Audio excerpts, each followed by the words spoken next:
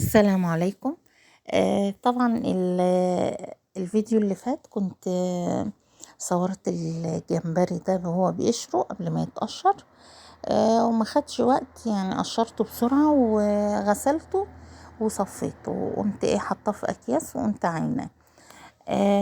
طبعا انا خدت حبة قلت ان انا هعمله. طبعا احنا بعمله بالكاري. يعني انا ممكن انا مخزناه على اساس ان انا لما احتاج منه اعمل منه اكل، اعمل مثلا كفتة. بينفعني وسهل يعني وسريع في الاستخدام بتاعه، بيبقى جاهز. ممكن بقى اعمل منه مثلا كفتة جمبري، كوبيبة جمبري. اعمل الاكلة اللي انا هعملها دلوقتي اللي هي زي الجمبري بالكاري بس مش مقلي. المقلي بحط له بيضة واحدة بس، وبعد كده احطه في دقيق، وبعدين اقليه واصفيه. بس بيبقى جمبري كبير مش ده، لكن الصغير ده انا بعمله زي قرص البرجر كده. زي برجر الفراخ او اللحمة. وبنحطه في عيش وبيبقى حلو قوي. طبعا انا كده انا حاطه هنا 5 بيضات. وممكن اقل على فكرة، بس البيض هنا علشان انا هقليه كقرص كده زي البرجر. لازم ان هو يبقى فيه بيض زيادة شوية علشان يبقى لمه كده ويشكله يعني. طبعا انا ضفت هنا 5 بيضات.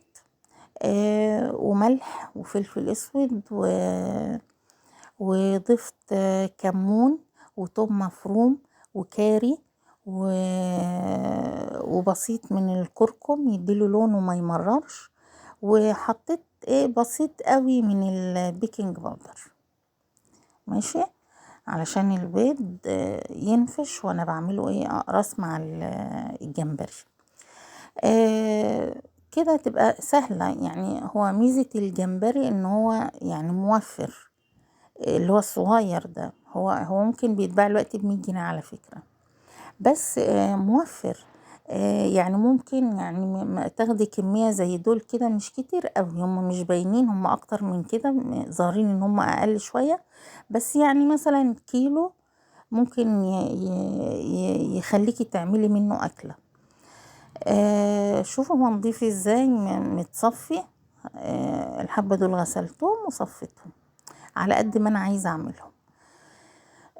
طبعا الجمبري ده بعمل له بيض زيادة عشان هعمله اقراص.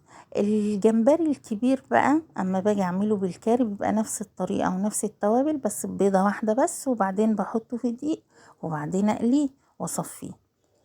خلاص. الطريقة دي جميلة قوي، بجربوها. وانا برضو بعمل فيديوهات قصيرة علشان بحاول الفترة دي ارجع اعلانات القناة، وبعد كده هعمل لكم فيديوهات احسن من كده وتبقى كاملة. خلاص. جربوا الطريقة واستودعكم الله.